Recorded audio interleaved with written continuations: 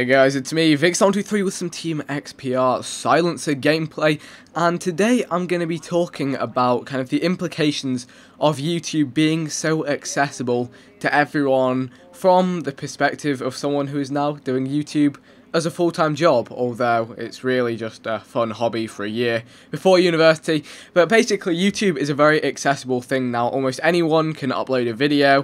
You know, everyone has camera phones, webcams, laptops, and you know, we're not even talking YouTube in general. I'm going to be talking specifically in gaming and how it's become much more accessible. There was a time when it was almost you know, impossible to begin making videos. Your capture card options, you pretty much had the Hopog and maybe the Blackmagic. Then in terms of PC recording, you could use Fraps, and now there's so much more. There's the Elgato, there's the Ava Media, there's Roxio, there's DxTory, there's XSplit. There's all of this you know, software, all of this hardware that makes it, you know, makes people able to produce videos, and it's been kind of mass produced and all that kind of stuff. Has basically made it very accessible for a lot of people to get into producing YouTube content. Also, quickly, a gameplay note: we're switching perspective between me and Bondi right here. He's actually got his own YouTube channel, which is really cool. He does some good content. His channel will be linked in the description if you guys want to go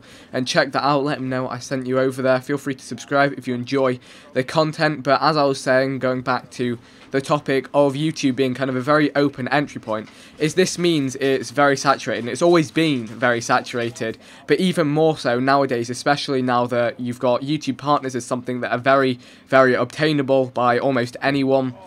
And, you know, this allure of money that can be made from YouTube, which is actually essentially a very small amount, you know, initially. And you see a lot of people actually now just getting into YouTube with the intention of making it a job, which is something that I really advise against doing, because it takes years and years.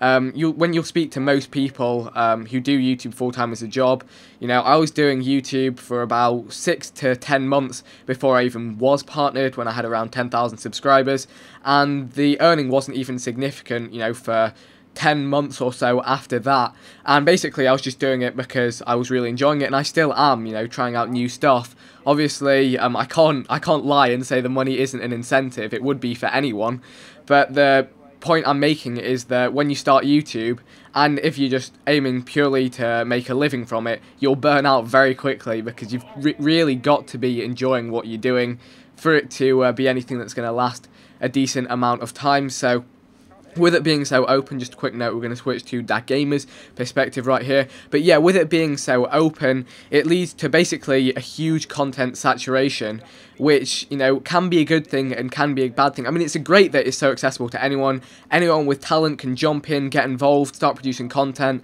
and make a thing out of it. However, the issue being is that there's a lot of content on YouTube that isn't necessarily very good content, and that, you know, brings the whole platform down as a general. People will never support bad content. It's as simple as that. If someone sees a bad piece of content, they're not going to want to watch that piece of content again. They may not want to stay on YouTube as a platform.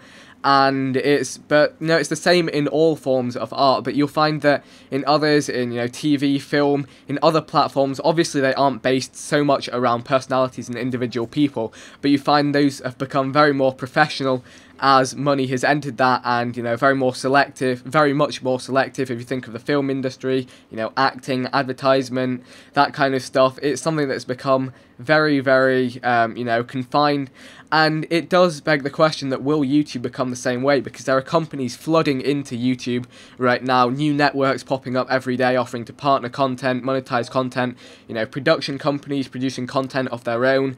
And it just brings up a few interesting questions about the you in YouTube, and whether that's the best for everyone involved, whether that's best for people joining in, whether that's best for existing people.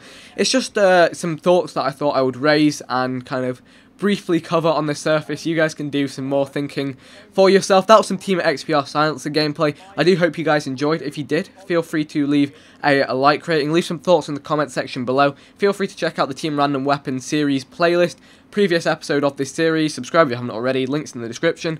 Leave some thoughts, as I've already said, and I'll see you guys soon.